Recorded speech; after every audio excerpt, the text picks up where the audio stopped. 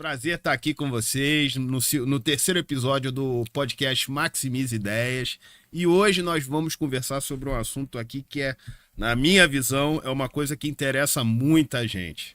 Vamos conversar sobre inteligência artificial. E nada melhor do que trazer um especialista aqui, Dr. Márcio Marques, que vai falar com a gente aqui sobre isso e vai desvendar muita coisa aqui. No bate-papo inicial aqui, ele já me deixou de queixo caído com as novidades que tem por aí, né, Márcio? Mas eu vou primeiro pedir para você saudar o público aí. E vamos bater um papo sobre isso aí. Fala, meu irmão, tudo bem? Pessoal de casa, bom dia, boa tarde, boa noite. Pois é, não sabemos que horas eles vão assistir. Full time aqui com vocês. É isso aí mesmo, Carlos. O grande problema hoje é qual o futuro da inteligência artificial? Porque o presente já assusta. Pois é. Então, assim... É uma pergunta que tá aí no ar, eu acho que ninguém tem a resposta ainda, né? Não. E vou mais adiante, além de não ter as respostas, as pessoas não sabem quão poderosos são os sistemas de inteligência artificial. Vi de um caso que foi relatado agora, um divulgado relatório de auditoria, há algumas horas, sobre um dos sistemas da OpenAI, do ChatGPT, que a gente vai abordar aí agora ao longo do bate-papo. Cara, essa aí que você colocou, eu vi mais cedo no seu perfil, né? No IA de Gravata. Isso. No IA de Gravata, ó, muito interessante o perfil dele. Tá sempre colocando coisas maravilhosas lá. Recomendo que acompanhe lá, porque tem muitas novidades, né? E essa aí que você colocou sobre essa... Vamos dizer que foi um procedimento autônomo que essa inteligência artificial adotou? Tipo Skynet? É praticamente o Skynet.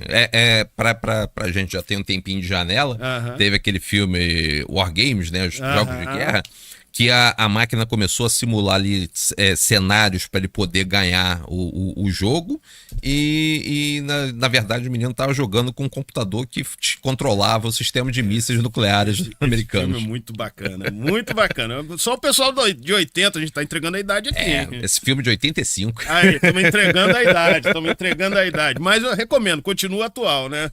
Mais do que nunca, inclusive. Do que nunca, hoje mostrou que mais do que nunca ele tá atual, meu irmão.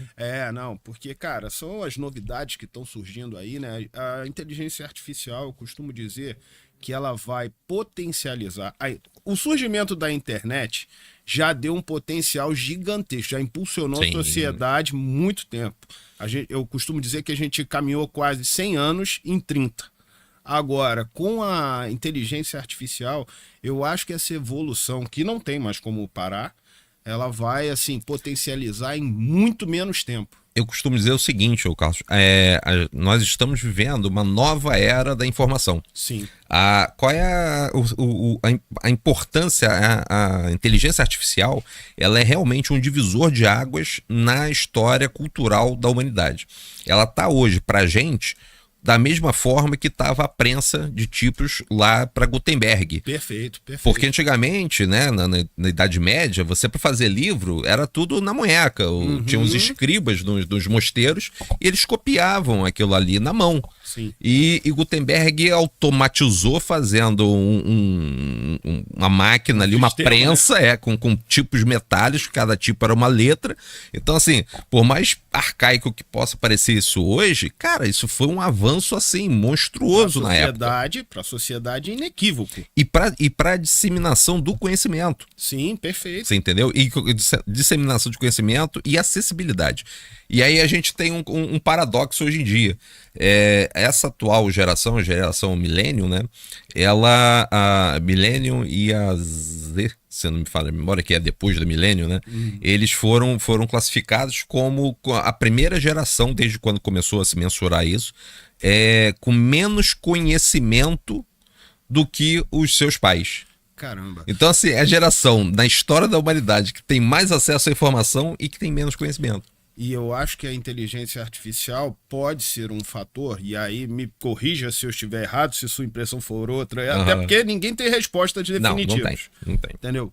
Mas isso pode ser um fator determinante para um empobrecimento do pensamento. Por quê? Porque tá muito fácil você chegar na informação pronta. Mas aí tem um pulo do gato, É. entendeu?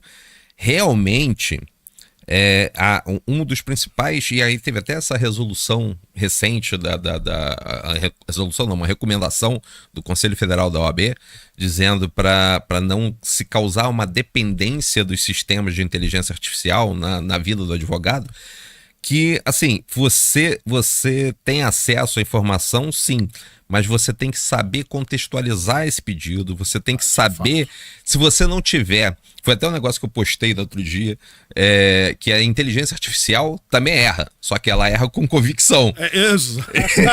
Exatamente. Você pode ser iludido. Entendeu? Eu já fiz perguntas para o ChatGPT que a informação não veio tão burilada assim, veio uma informação meio grosseira. Uhum. E, de fato, se você fosse se pautar por ali, você ia errar feio. Mas assim, quando a informação ainda é grosseira, você até manja. Triste é quando ela vem bonitinha, redonda, que você fala, cara, pô, perfeito, né? Achei a roda, né? Aí dá problema. Aí, então assim, quando ela erra... Fake news por IA. Quando ela erra com convicção, se você não tem o seu conhecimento lá, de sentar lá e estudar, e papirar, e ir para um seminário, e se aperfeiçoar, fazer uma especialização, você vai entender que aquilo ali é verdade e vai embarcar. Sim. Então, assim, para você ter uma noção... No outro dia eu estava fazendo uma peça que era de direito bancário, e eu sabia que havia uma resolução do Banco Central que regulava aquela situação ali, e eu tava com pressa, porque o nego me apresentou aquele negócio ali muito rápido, e eu peguei e dei ali os parâmetros e pedi para o ChatGPT puxar. Bicho, ele trouxe ali redondinho o número da resolução e tal e tudo. Aí eu peguei e falei, legal, achei. Só que pela data da resolução, eu sabia que não era aquela, né? Eu falei, cara, peraí, deixa eu dar. Aí eu fui lá, peguei o número que ele tinha dado, entrei no site do Bacen, não tinha nada a ver com nada. Tá vendo? A gente tem que ter cuidado, gente, porque embora a inteligência artificial de fato seja uma revolução, entendeu? Ela auxilia muito no dia a dia. Eu já uso bastante. Eu ainda não sou tão versado sobre a matéria, né? Mas já caio de amores pela inteligência artificial, porque de fato é um otimizador de tempo. Agora, você não pode, de forma alguma, ficar dependente disso. Sim. Entendeu? Eu, por exemplo, eu tenho por hábito, eu gosto de escrever. Eu já escrevo, de cabo a rabo eu escrevo minhas peças. Mas no final, eu sempre agora tenho essa ferramenta, eu gosto de correção de texto, verificação de coerência argumentativa. Tudo isso eu utilizo a inteligência artificial como um apoio. Sim. Que eu acho que é super eficaz e você ganha tempo, porque aquela revisão que eu ia ter que fazer já vem pronta para mim. Já facilita, já adianta bastante. Já adianta. Mas quer ver uma coisa, Carlos? Não sei, Max, se você já usou alguns dos nossos assistentes, porque além de lá do perfil do Iá de Gravata, eu, como sempre fui um aficionado em tecnologia, desde quando era garoto, o primeiro computador ganhei com 11 anos de idade, e aí eu fazia, já está prescrito, eu fazia, olha só, a gente trabalha com proteção de propriedade industrial, e agora eu vou confessar um crime aqui. Vai dar problema, hein? Eu pirateava jogo da Konami em assembly ainda, era raiz, cara, tinha um cartucho, era linguagem de máquina, entendeu?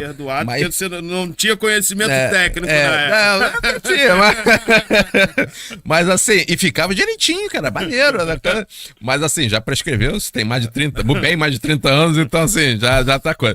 Mas fica a dica. Aí, então assim, eu sempre fui muito, eu comecei no mundo do direito digital em 2012, quando eu fui fazer um MBA em São Paulo, não existia MBA em direito digital aqui no Rio, eu ia final de semana para lá, e dentro desse MBA eu fiz um módulo de cybercrimes nos Estados Unidos, nós ficamos um mês lá também, foi muito legal, a gente teve aula no FBI, na Suprema Corte Americana, cara, bacana, né? Não, a parada foi outro nível. São Paulo tem um perfil de cursos, assim, levado mais a sério do que no Rio de Janeiro. Foi. Eu também já tive a oportunidade de estudar lá, É diferente. Foi uma oportunidade, assim, que ampliou muito os horizontes. Sim. E aí, assim, então, assim, eu até brinco hoje que eu tô nisso aí desde quando o mato era semente ainda, pô. Você viu o mato crescer. Eu vi o mato crescer, pô. Em 2018, eu fui um dos membros fundadores do IDEA, que é o Instituto de Direito e Inteligência Artificial. Ou seja, você vê, a inteligência artificial se popularizou a partir agora, sei lá, tem mais ou menos um ano, menos de um ano, inclusive.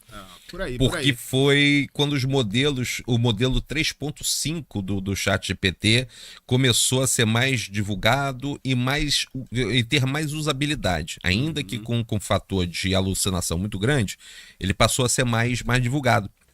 Então, assim, a gente está falando de 2023. Então, assim, a gente já pensava o direito à inteligência artificial já 5 anos antes de começar esse hype aí de inteligência artificial. Antes de fato entrar no mercado para valer, sim, né? De sim. conquistar o mercado. Porque está conquistando o mercado rapidamente. Sim, né? sim. Porque eu não sei, assim, como eu falei, a evolução disso está tão rápida que eu não sei onde vai parar. E para nós, advogados, você que já milita na área, de repente já está mais tranquilo com essas novidades. Mas para nós que estamos, por exemplo, eu na parte de propriedade intelectual, fico um tanto quanto assustado, porque a gente vai ver que muitas violações serão cometidas por conta da inteligência artificial, porque ela utiliza basicamente o que já existe, banco de dados. Exatamente. Entendeu? Exatamente. E aí, como é que você vai dizer que não tem ali um percentual de um plágio, ou eventualmente uma cópia, uma imitação de alguma coisa previamente existente? É um desafio. Hoje, por exemplo, saiu um estudo, levantamento de associações de produtores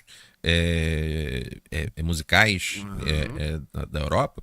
A projeção de prejuízo de cerca de 2 bilhões de euros nos próximos 5 anos. Só com a utilização de base de música, de produção, nem produção de visual não, só produção de áudio, tá? Caramba! É um prejuízo desse, assim, de uma forma que vai impactar até a subsistência dos próprios produtores de conteúdo, né?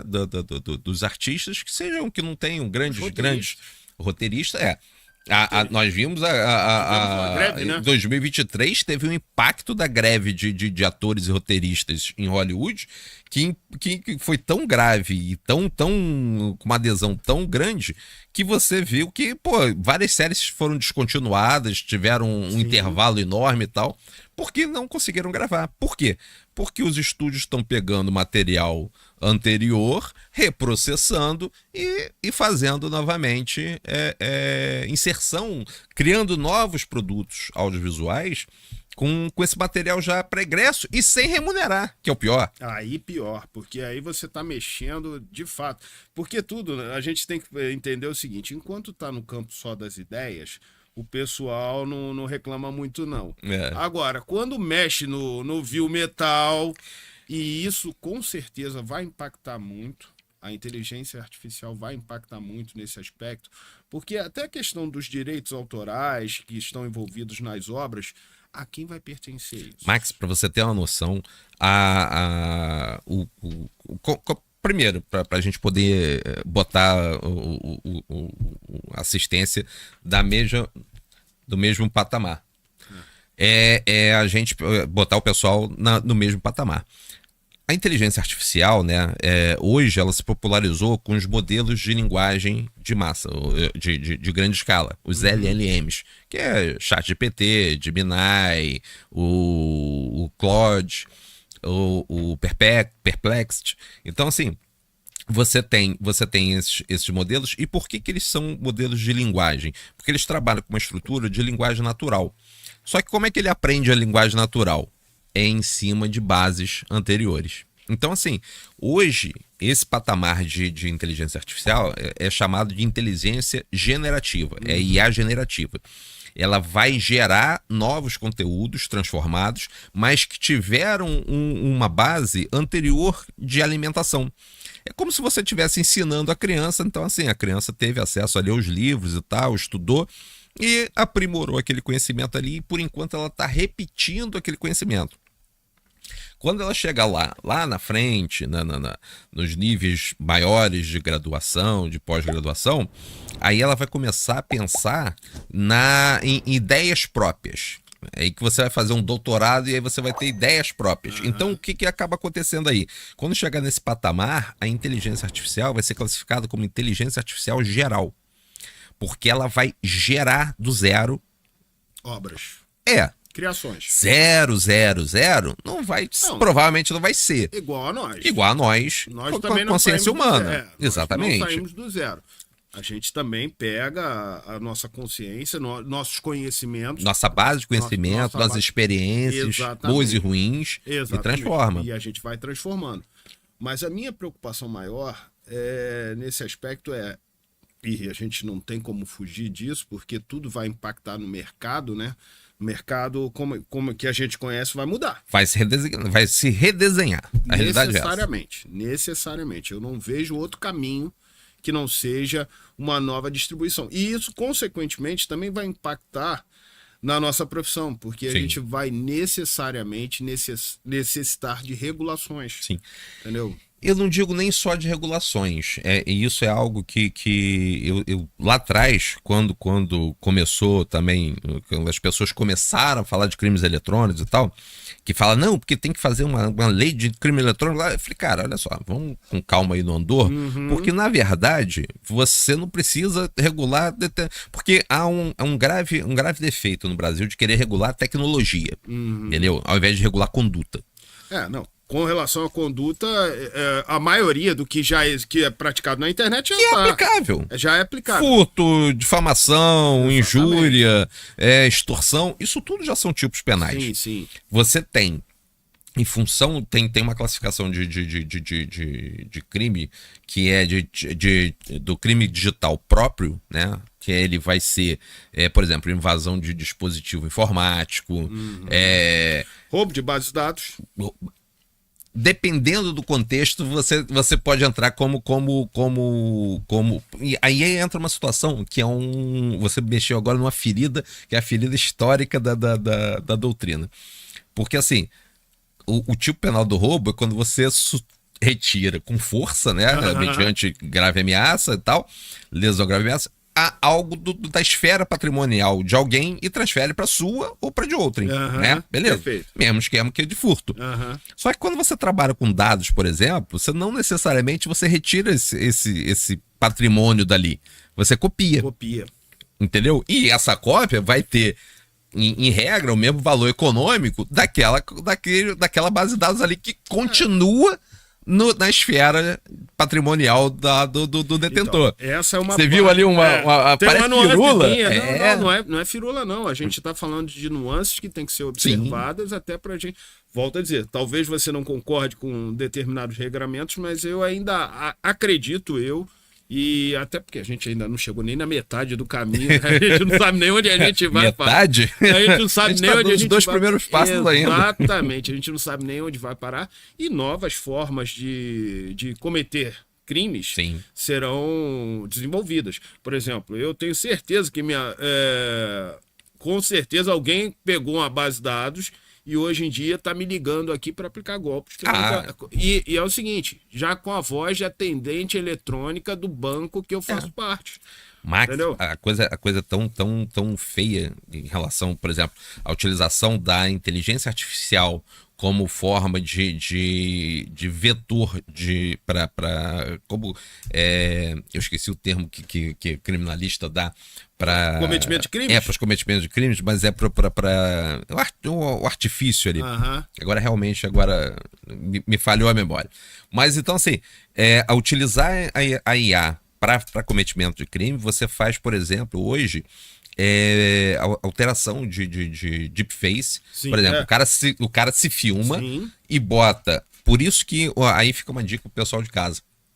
Em termos de fraudes, jamais tirem selfies. O cara ligou, olha só, eu sou do banco aqui, precisa que a senhora tire uma selfie, tire uma foto, mande pra gente. Jamais tire selfies. Se ligação desconhecida, não fica que não fala nada, não fica, porque às vezes a pessoa fala, alô, alô, quem tá falando e tal, e ali a pessoa, esse sistema vai gravando sua voz e replica. Ele consegue replicar a sua voz, seu timbre e tudo em novas falas, absolutamente novas. Ele faz uma clonagem da sua voz. Cara, então, é isso que eu tô te falando. É assustador a velocidade que isso está tomando, é assustador as formas que estão sendo dadas para poder cometer crimes. Entendeu? Outro dia, eu estava conversando aqui, até no podcast anterior a esse, falando com o Dr. René Freitas a respeito das crianças que estão muito expostas na internet e tudo mais. E uma das coisas que está acontecendo, até por meio da inteligência artificial, é que as pessoas estão pegando imagens de criança que estão na rede e levando para aquela dark web, né? Por meio de inteligência e colocando elas em situações constrangedoras. Hoje você tem, inclusive, até adiantando um negócio que a gente pode falar daqui a pouco, a OpenAI, que é a desenvolvedora lá do ChatGPT, ela iniciou ontem os 12 dias da OpenAI, que são 12 dias úteis que vão desembocar no dia 24, no Natal. A cada dia eles vão lançar uma novidade, um recurso diferente. Então, assim, um desses lançamentos que eles vão fazer é o Sora.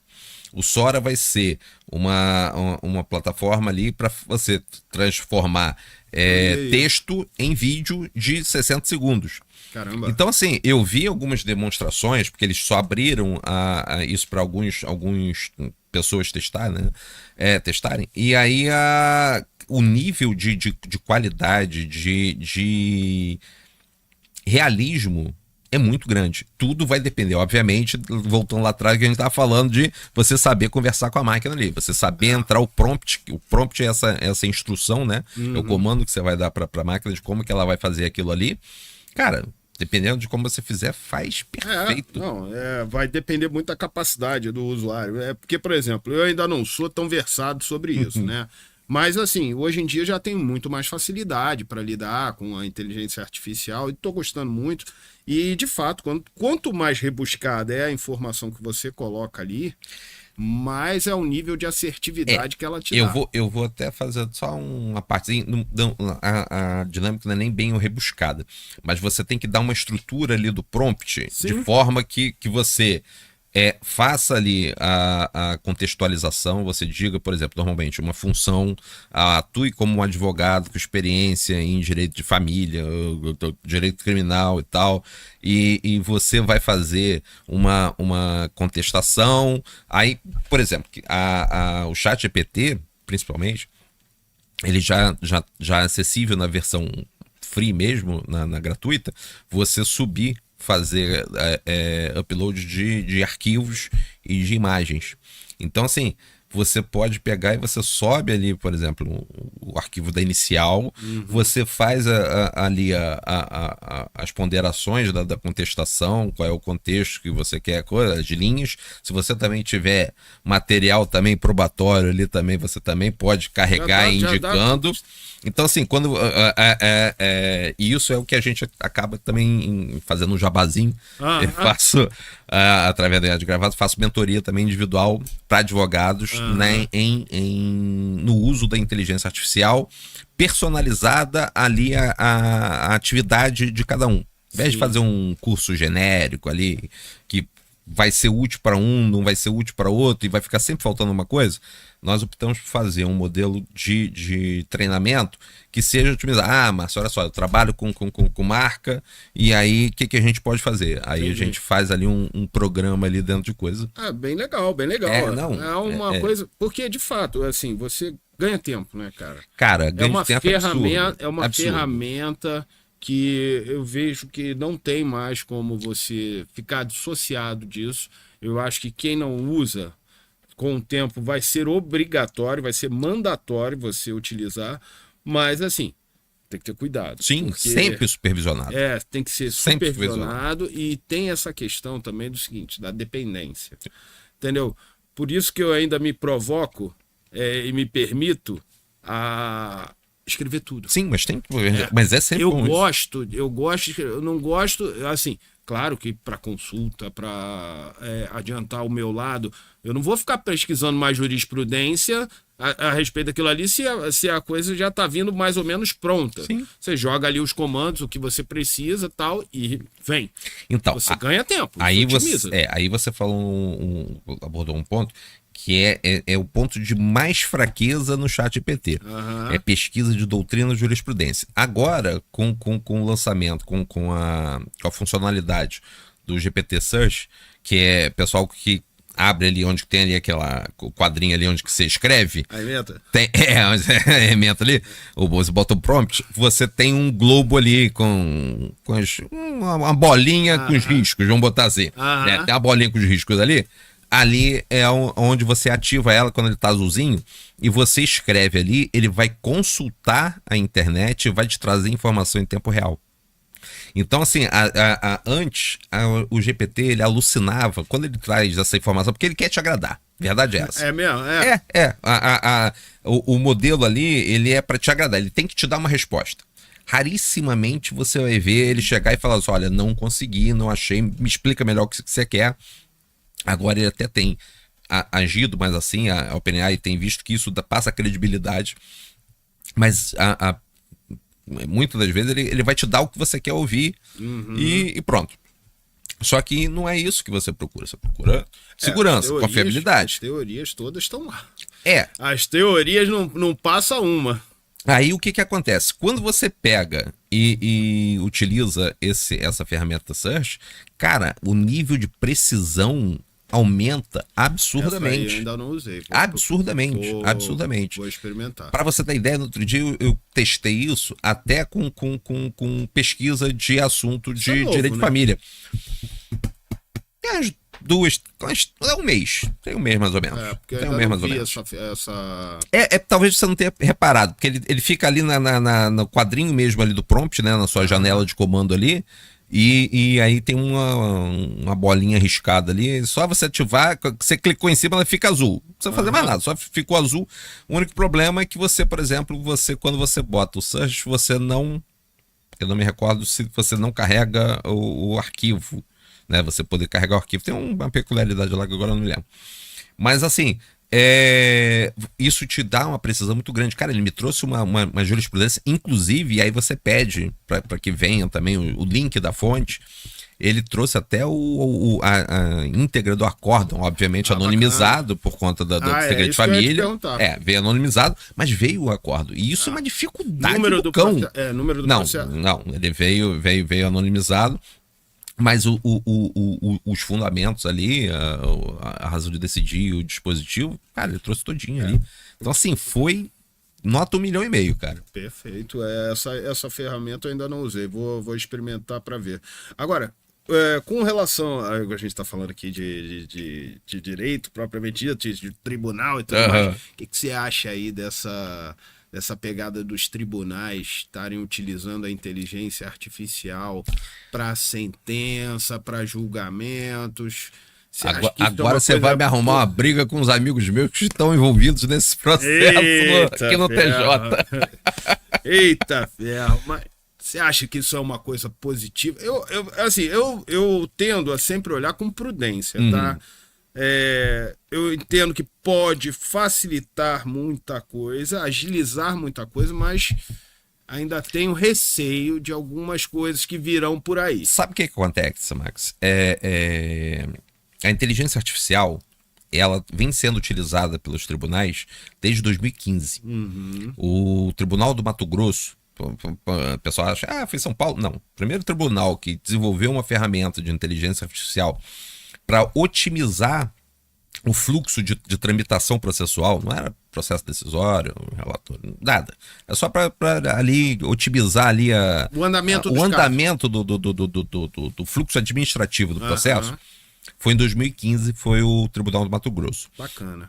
E aí depois vários outros tribunais começaram a adotar e tal. O STJ, desde 2018, adota sistemas de inteligência artificial também nessa dinâmica. Quando foi em 2019 para 20, foi antes da pandemia, eles adotaram o Atos, que é um sistema que faz a admissibilidade recursal via inteligência artificial. No outro dia deu até uma treta lá, que o sistema deu uma pane, que estava negando tudo, e aí obrigou os advogados a entrarem com agravo e tal, no RESP e tudo. Aí você tocou num ponto que é crucial, tá? Porque a inteligência artificial erra. Sim. E necessariamente é uma coisa que, se for utilizado em processo decisório, porque se a gente está falando de admissibilidade de recurso, a gente está falando de julgamento, juízo de valor sobre algo. Exatamente. E como é que... Que você tem uma esfera de parâmetro ali para seguir, mas é um juízo de valor. Tem que ter um juízo de valor. Entendeu? E aí a gente vê que o que os tribunais falam, e não, porque os sistemas são supervisionados... Essa falha no Atos mostrou que não. Não é, né? Mostrou que não.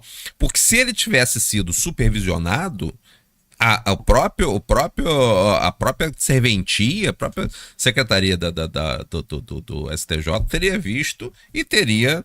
Não, essa decisão não vai. Então você vê que eles já tinham isso automatizado. O que acontece? Aí é onde que você vai me arrumar a treta. Eu vejo com muita reserva como o TJ do Rio está implantando a inteligência artificial lá. Qual é a proposta do Assis, que é o nome dessa plataforma? Ele vai pegar o banco de sentenças do juiz, vai ver ali o estilo, a fundamentação, qual é ali o estilo decisório de cada juiz, e vai replicar isso. Então, assim, vai ser um modelão que ao invés de ser copia e cola, vai ser apertado um enter. Então, E eu vou te ser muito honesto com você, isso aí pra mim tá com uma cara de que vai dar um problema meio grande. Sim, com porque certeza. É o seguinte, a gente tá falando, beleza, juízes que já estão aí há muito tempo, tem muito lastro, vamos dizer assim, tem um banco de dados já significativo. E os novos? Não. E aí vamos pegar o banco de dados do outro para poder utilizar o sistema, ou seja... Aqui, ó. E como é que vai ocorrer a evolução do direito? Mas já caiu uma agulha aqui, ó. Vou te enganar, não, mas é exatamente assim. Os novos pegam do banco de dados dos antigos. Pois é. Porque faz parte da evolução. A gente já tá há 25 anos nisso, já viu muita coisa.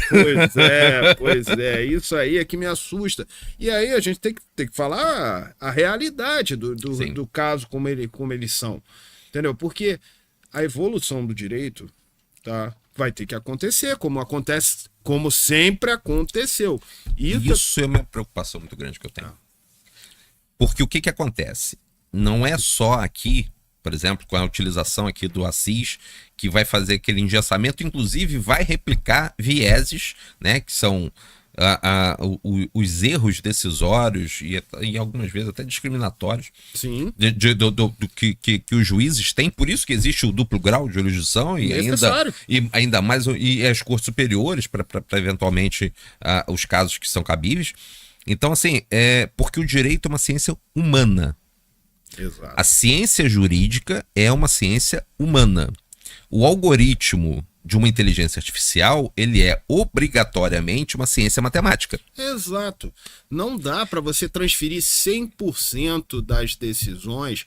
Eu concordo, sim, com a aplicação da inteligência artificial, por exemplo, no andamento dos processos, sim, nos resumos dos casos. Por exemplo, um processo não precisa ficar parado lá na conclusão esperando que o advogado perturbe. Já sim, chegou, já houve a manifestação. Isso tudo dá para você parametrizar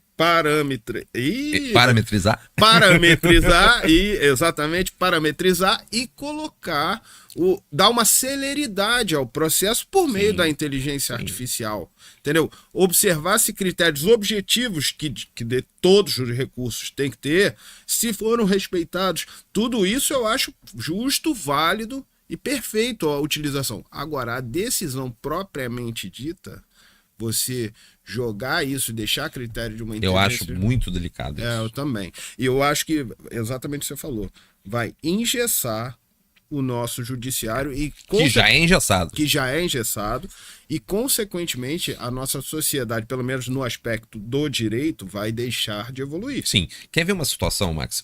E aí você faz uma análise histórica daqui do direito, e o histórico aí não é nem de muito tempo não, tá? É você começar aqui a introdução da súmula vinculante para cá, que aí você tem o 2024, sei lá, a gente tem uma janela aí de uns 15 anos, 10 anos, não tem mais que isso. Você pega aqui, realmente eu não me recordo quando entrou o Instituto da Súmula Vinculante, você pega aqui, isso aí já foi uma das formas de você fazer uma pasteurização nas decisões. Sim. Olha, você vai ter que seguir aqui, então, aí você pegar aqui, assim, assuntos muito pontuais, polêmicos e tal, e que não tenha muita variante, e você, olha, por uma questão de segurança jurídica vai ser decidido assim, ok. Beleza. Você dá efetividade ao princípio constitucional da celeridade processual e da razoável duração do processo. Ok?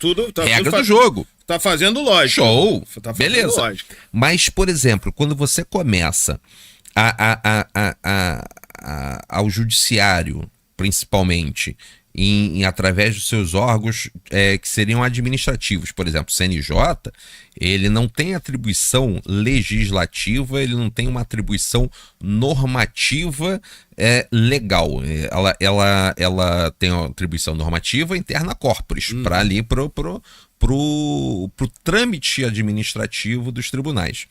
Só que você vê uma resolução 500 e alguma coisa, que tem a previsão de entrar em vigor em fevereiro, na prática, ela altera o Código de Processo Civil e diz que, ao invés do o Código de Processo Civil, o Estatuto da OAB, porque ela tira do advogado o direito de fazer sustentação oral, e isso passa a ser uma benesse, uma faculdade do relator conceder ou não.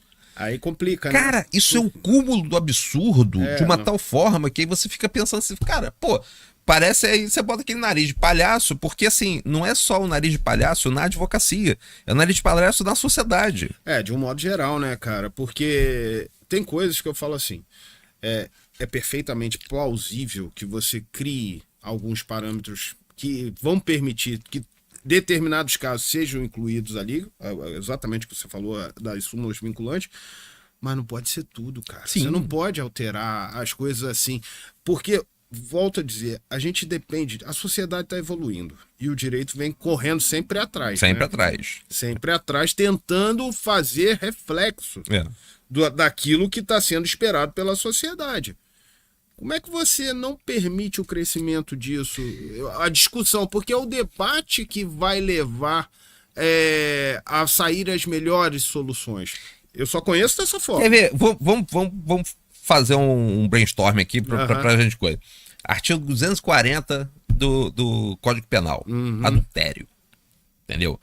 Se você botasse um sistema de inteligência artificial, por exemplo, pegando sentenças da década de 50, 70 ainda, você ia ver várias mulheres sendo condenadas, normalmente mulheres, condenadas por adultério. Então, assim, e aí se você utiliza aquilo ali como um parâmetro firme de decisão, você vai replicar aquilo ali. E aí você não cria meios e métodos para você fazer essa revisão. E assim, não é para fazer uma revisão num caso extraordinário que você tem que mover força e ali. Isso ali você tem que ser uma revisão facilitada, porque justamente o que você falou, a sociedade é dinâmica. Sim. O que a gente tinha lá, por exemplo, da submissão da mulher ao mando, ao jugo do marido lá, inclusive com a outorga uxória, ela não tinha liberdade com os bens dela. Para fazer qualquer coisa, ela tinha que ter a outorga do marido. Lá. Não tinha CPF. Então, e assim, a gente não vai tão longe assim. Minha mãe chegou a utilizar o CPF do meu pai. Exatamente. A gente não tá falando em termos de evolutivos de sociedade. É nada, entendeu? cara. Eu tenho 50 anos. Então, assim, eu me lembro da minha mãe ainda utilizando o CPF do meu pai. Então, assim, isso é algo que sei lá, tem 40 anos, mais ou menos. Então, isso é nada em termos de história. Então, assim, Hoje, Ó, a gente vai ter, em breve aí, a gente vai ter que ver essa legislação sobre casamento. Hoje em dia tem o casamento aí entre trisal. Sim. Temos algumas situações que estão colocadas aí na sociedade que em é, algum momento a gente vai ter que refletir isso são aí. as novas configurações de família, E entendeu? ninguém- E que são válidas, entendeu? são válidas, do ponto de vista de cada do íntimo de cada um ali, Exatamente. beleza, são Sem válidas. entrar no aspecto religioso, É, estamos falando não. de pura e simplesmente Da sociedade, de da evolução sociedade. da sociedade. Exatamente.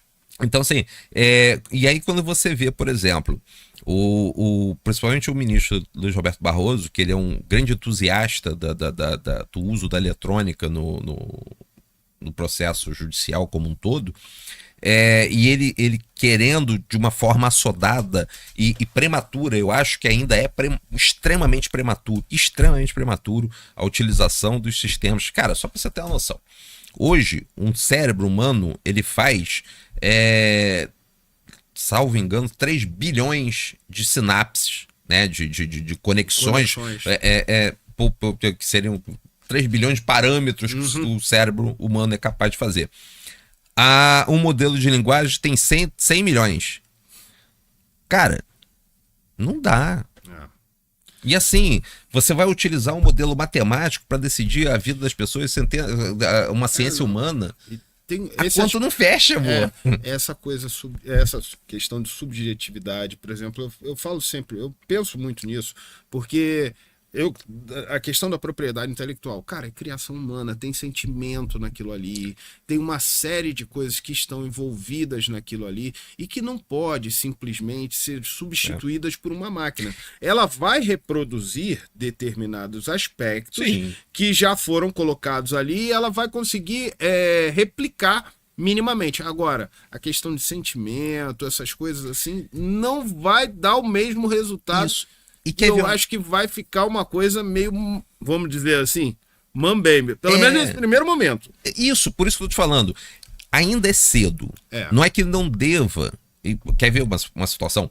Um dos testes que foram feitos de homologação pro ProSys, fizeram deram entrada assim, criaram uma situação de análise de um processo criminal que tinham, acho que eram 80 réus, com cada um tendo cometido 4 crimes diferentes. Então, assim, segundo o grupo que fez a análise ali, isso seria papo ali para uma sentença de uns 7 meses de duração para você conseguir analisar ali a conduta de cada um, o que tinha ali. Individualizar tudo ali, era tipo uns 7 meses para você chegar a uma decisão desse caso. Alimentaram o sistema com os dados e com o material ali que eles criaram, e essa sentença saiu acho que em 5, 6 horas. E aí demorou mais uma semana para ela ser revista. Uma semana, 10 dias, sei lá, para que foi feita a revisão. Olha só a revisão da sentença demorou uns 10 dias. Pô, mas aí... E, cara, saiu direitinho. Então, assim, te dá um respiro de esperança. Parece ser mais confiável, alguma coisa assim. Agora, ainda tem que ver se todos os detalhes foram considerados. Não, segundo esse coisa. E aí entra aquele grande problema. Quer ver uma situação? Venda de sentença. Venda de sentença Tribunal X no STJ, coisa. Bicho, você só vê a polícia investiga servidores vendendo decisões judiciais. Aí é um contrassenso. Se o órgão jurisdicional, né? Se a pessoa do magistrado, do órgão juiz ali, que apresenta o Estado juiz, ele bate no peito e diz, olha, a sentença é minha, sou eu que dou a decisão, por que quando é feita investigação de fraude, de venda de sentença, se vendeu a sentença porque foi a sentença válida? Se houve isso, por que o servidor que está sendo indiciado? Não, é complicado. É a mesma coisa. A partir do momento que bate no peito e diz, não, ali o sistema vai gerar, mas eu vou revisar, desculpa, a realidade não mostra isso. Não, aí a gente sempre, nessas horas é o que eu falo, filho feio não tem pai. Não tem pai, né? Filho feio não tem pai, e sempre tentam jogar a bomba no colo daquele menos influente, né? Vamos colocar assim. Mas, na verdade, em última análise, a gente não pode deixar de chamar a responsabilidade a quem de direito, Sim. porque efetivamente, se ele deu a autorização para alguém fazer algo que deveria ter sido você que tem que ser feito, então é você quem tem que ser responsabilizado. A gente está vivendo aí um momento que todo mundo quer tirar o corpo fora, Sim. né? Não tem jeito. E o judiciário faz cada vez mais uma jurisprudência defensiva. Sim. Entendeu? E isso é péssimo para a sociedade. Eu não tô falando nem para advocacia, não. Eu tô falando para a O sociedade. corporativismo, né? É. Da mesma forma que existe em outras profissões, também Sim. existe no judiciário. Infelizmente, a gente não pode negar isso. Mas uma coisa também que eu tô achando positiva, e aí tem a ver com inteligência artificial, mas tem a ver com internet de um modo geral, né? É essa discussão que está havendo agora sobre responsabilização dessas big Das Big techs. Techs. O Marco Civil lá, a constitucionalidade do Marco Civil. Exatamente, eu tô achando ótimo isso, porque em tempos de inteligência artificial, como a gente não sabe onde isso vai parar, porque, por exemplo, Márcio, a gente está conversando aqui, nossa imagem vai parar, a gente não sabe onde. Exatamente. Se amanhã colocarem a gente aqui numa situação de que a gente está praticando um crime de racismo, sei lá, falando besteiras aqui que não deveriam adulterar a nossa imagem, isso pode acontecer. Sim. Hoje em dia é possível. E olha o problema que nós teríamos se a gente não conseguir tirar isso do ar, porque, cara, o dano que está sendo causado às pessoas, de um modo geral, é muito grande. Cara, quer ver um exemplo que aconteceu agora essa semana? O caso daquela menina parece uma monja budista, que ela no avião lá, uma criança fazendo pirraça, querendo o lugar dela na janela, e aí filmaram ela.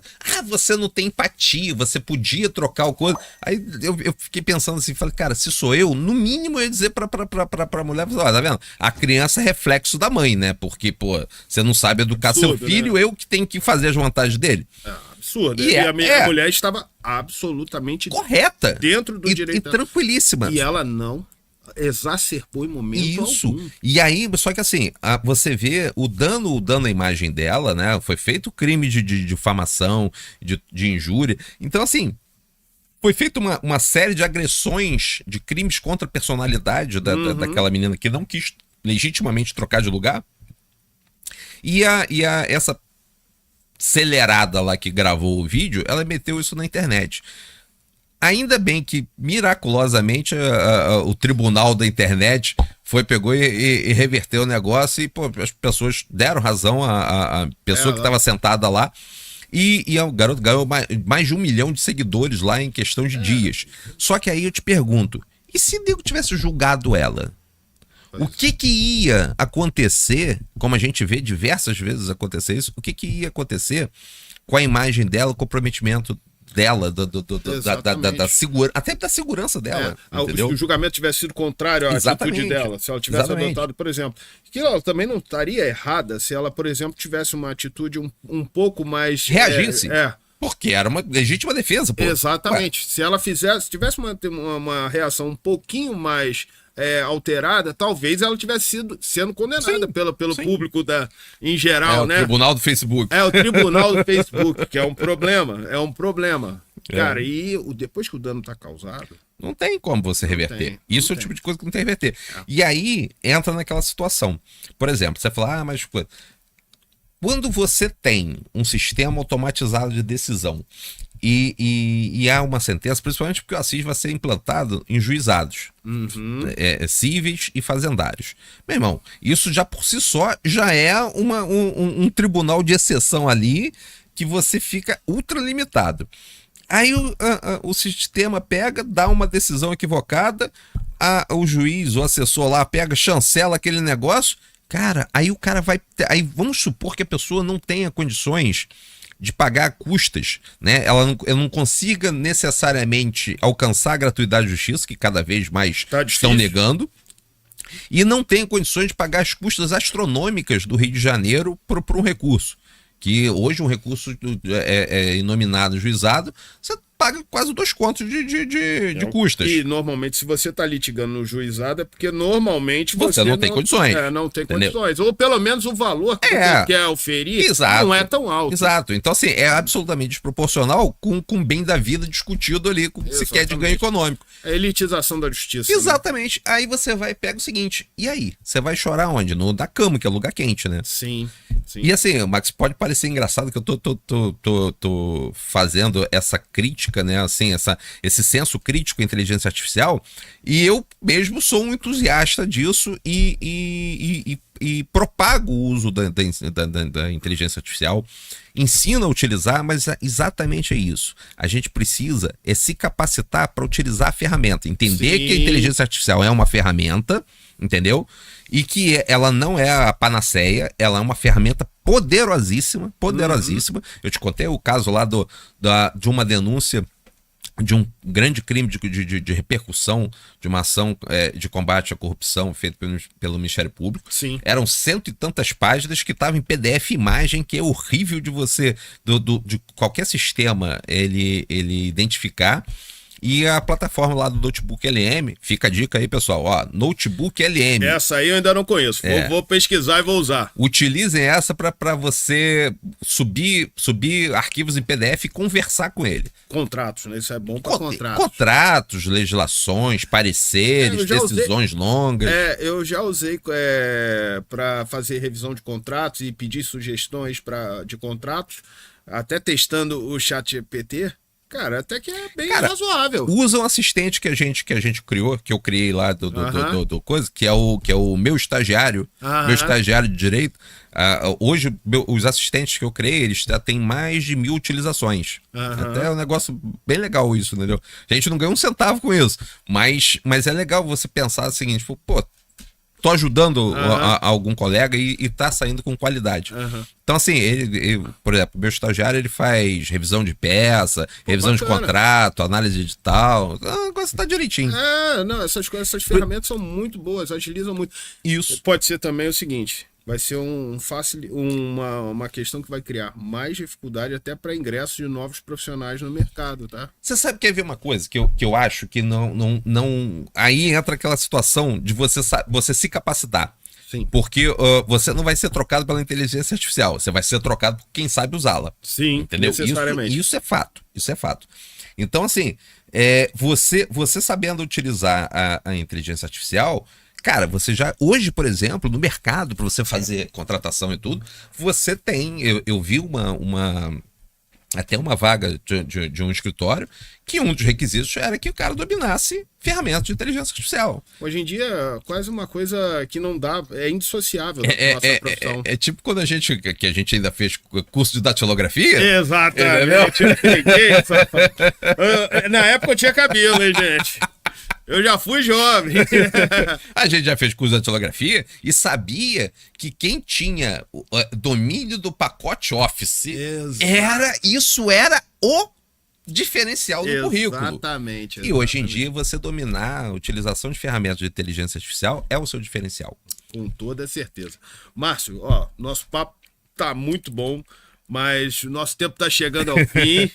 E com certeza a gente vai voltar aqui para conversar mais sobre isso, porque é um assunto que interessa muita gente. Legal. Todo mundo quer saber um pouco mais sobre inteligência artificial, das consequências que isso vão trazer na nossa sociedade de um modo geral. Eu ainda estou cheio de dúvidas na minha área, como isso vai ser encarado e tudo mais. Mas a gente vai ter que... Com uma inteligência artificial muito rápida, com toda certeza, mês que vem você tá de volta aqui para contar uma novidade pra gente. Vamos junto. Foi um prazer. A palavra é sua. Eu queria só fazer uma finalização para um relatório de segurança que saiu agora há poucas horas, Max.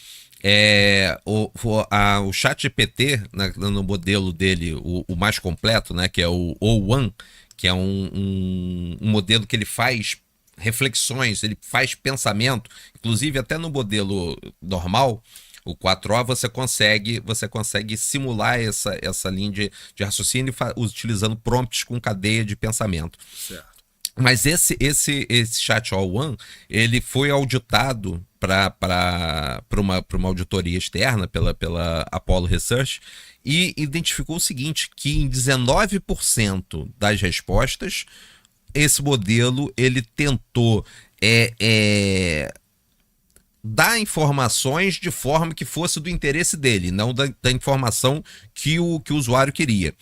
E em 5% dos casos, ele percebeu que ele tinha sistemas de controle, né, sistemas de auditoria, e ele tentou, vou botar assim, destruir e driblar esses sistemas de auditoria.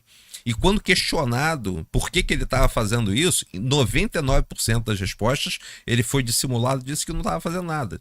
Eita! Então, assim, isso é praticamente aí a a Skynet que tá sendo ativada. Caramba. Aí. Pô, computador mentiroso, inteligência artificial mentirosa. Exatamente. Caramba. Então, fica a dica. A gente ainda tem muita trilha para seguir por aí. Caramba.